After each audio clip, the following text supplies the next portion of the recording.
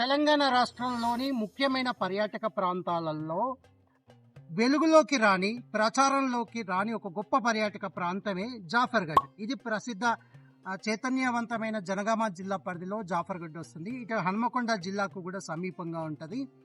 మాల్చగుట్ట, పెద్దగుట్ట, పశ్చిమగుట్ట, ఇక్కడ 3 గుట్టలు చారిత్రకంగా చాలా ప్రధానమైనవి. ఇప్పుడు మనం ఉన్నది నరసింహస్వామి నెలవుగా ఉన్న వేల్పుకొండ గుట్ట. ఆ గుట్టపైన రాష్ట్రకూటం లాంటి పెద్ద శాసనం ఉంది. రాష్ట్రకూట పాలకులు తవ్వించిన పెద్ద చెరువులు కూడా ఉన్నాయి. జైనుల ముఖ్య ఆవాసంగా ఉంది. బౌద్ధం కూడా వెల్లివిచ్చిన ప్రాంతం ఇది. ఈ ప్రాంతంలో నవీన శిలాయుగం నుంచే మానవులు జీవించినట్లుగా మనకు అనేక చారిత్రక ఆధారాలు లభిస్తున్నాయి. నవీన శిలాయుగపు రాతి పనిముట్లు, వడిసెర రాళ్ళు కనిపిస్తున్నాయి. అప్పుడు దున్నిన, సాగు చేసిన, స్థిర జీవితం చేసినటువంటి నవీన శిలాయుగపు మానవుల ఆవాస ప్రాంతంలో ఉన్నాము. ఇక్కడ మెరూన్ కలర్ పాట్రీ కనిపిస్తుంది. ఈ మెరూన్ కలర్ పాట్రీ ఆనాటి నవీన శిలాయుగపు సంస్కృతికి నెలవుగా ఉంటే అనంతర కాలంలో వచ్చిన బృహత్ శిలాయుగ సంస్కృతి కూడా కొనసాగుతూ వచ్చింది. వారు వరి పంటను పండించారు అని చెప్పడానికి ధాన్యం నిల్వ చేసిన పెద్ద పెద్ద గాజల యొక్క కుండ అంచులు కూడా కనిపిస్తున్నాయి.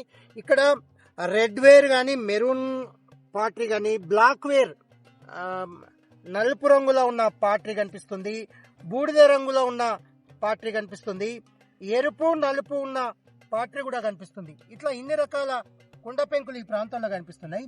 అయితే ఇక్కడి కుమ్మరులు ఎంత గొప్ప నైపుణ్యం కలవారో చూడండి. ముందుగా కొండను బాగా చక్రం మీద, కదురు మీద చేసిన మట్టి ముద్దను కుండగా చేశారు. చేసిన తర్వాత స్వయంగా ఇక్కడ చేతితోనూ మళ్ళీ డిజైన్లు కూడా చేశారు. గోటి నొక్కులు, పైన అంచులో గోటి నొక్కులు కనిపిస్తున్నాయి. ఈ కింద డిజైన్ కనిపిస్తుంది. ఒక రిబ్బన్ లాగా తిరుగుతూ ఉన్నటువంటి ఒక డిజైన్ కూడా కనిపిస్తుంది. ఇక్కడ మనకు రెడ్ వేర్ పాట్రీ మీద కూడా కనిపిస్తుంది. ఇట్లా అనేక పాట్రీలు కనిపిస్తున్నాయి. అట్లాగే కుమ్మరులే కాకుండా ఇక్కడ స్వర్ణకారులు కూడా ప్రసిద్ధి చెందినవారని చెప్పడానికి ఇక్కడ ఒక ఆధారం మూస కూడా లభించింది. మీకు ఇప్పటికీ స్వర్ణకారుల కుంపట్లో ఇలాంటి మూసలు కనిపిస్తాయి. ఇట్లాంటి మూస జనగామ జిల్లా చిట్టకోడూరు ప్రాంతంలో పాటిగడ్డ మీద కూడా 3 మూసలు గతంలో గుర్తించినాము. ఇప్పుడు ఇక్కడ కూడా ఈ అరుదైన ఆధారం లభిస్తుంది. అయితే ఈ ప్రాంతంలో ఇనుమును బాగా ఇనుము, ముడి ఇనుమును, ముడిరాయిని తీసుకొచ్చి ముడిరాయి నుంచి ఇనుమును వేరు చేసి మరిగించారు. ఈ ఇనుమును వీళ్ళు స్వయంగా ఇక్కడి పాలకులు కత్తులు, ఫిరంగులు అట్లాంటి వాటికి ఉపయోగించడమే కాకుండా విదేశాలకు సైతం ఇక్కడ నుంచి తరలించినట్లుగా కూడా విశాలమైన చిట్టప్రాళ్ళ గడ్డ ఉంది ఈ ప్రాంతంలో ఈ పక్కకే. అయితే ఇది మనం ఉన్నదేమో ఇప్పుడు వేల్పుకొండ నరసింహస్వామి గుట్ట. వేల్పుకొండ గుట్ట దిగువన మనకి ఒక 20-30 ఎకరాల దూరంలో మాల్చ చెరువు కూడా ఉంటుంది. ఆ చెరువుకి గుట్టకి మధ్య విశాలమైన పాటిగడ్డ ఉంది.